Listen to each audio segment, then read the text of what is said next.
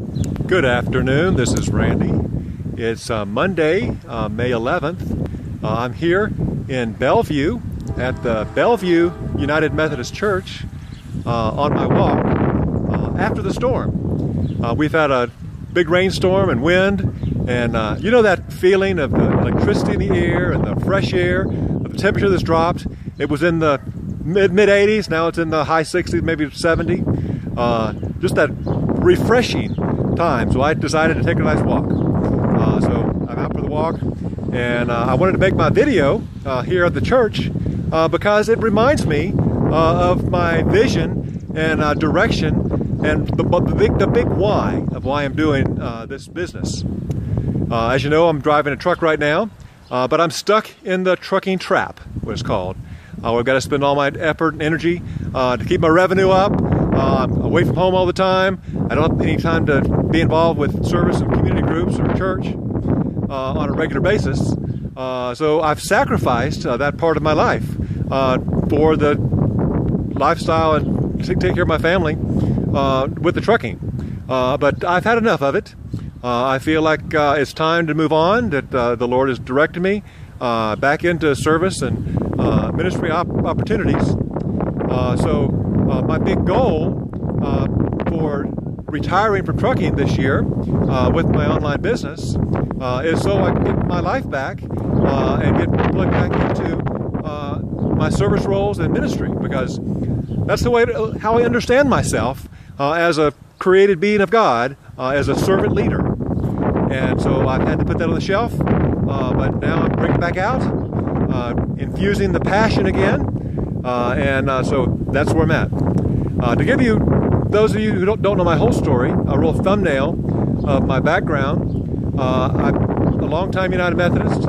I went through seminary, got a dual degree, the Master of Divinity and Master of Christian Education.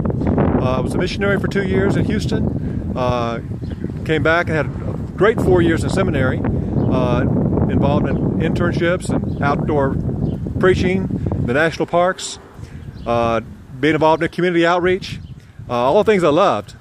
And then I got full-time in the ministry, and things didn't go quite as well.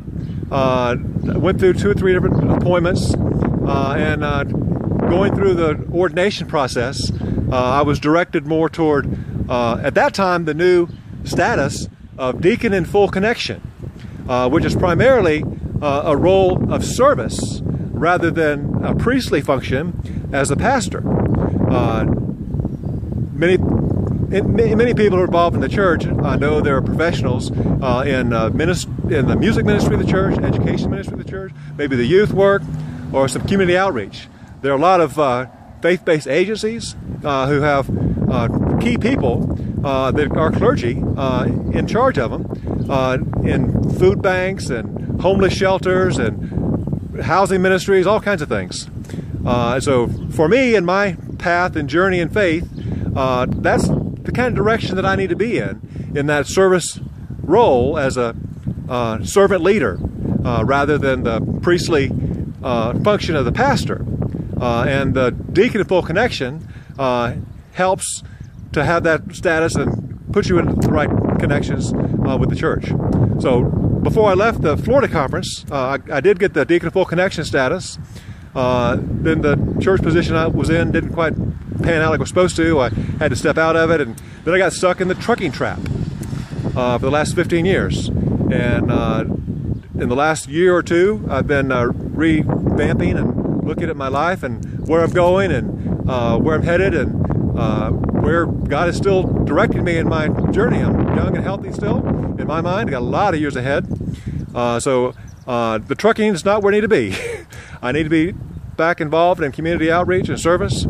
I've been very involved in Habitat for Humanity. I got to start two affiliates, one in Houston, Texas while I was a missionary, and then one in Delaware, Ohio while I was a seminary. And then later I served on board directors in Florida with Habitat. But Habitat's not the end all for me. That kind of service role is where I feel most fulfilled and most used by God. And so that's what my final destination will be, I guess. The why and the destination, the journey. It's not a destination, but really a journey, ongoing journey, to be involved in service and helping faith-based people reach out. I'm reminded of my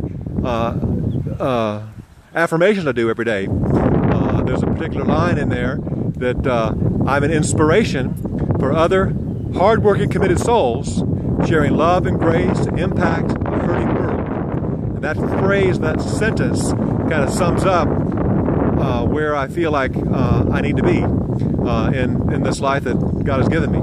So, for those of you who don't know my whole story, there's a snippet of it, and I enjoy to share. God bless. Take care.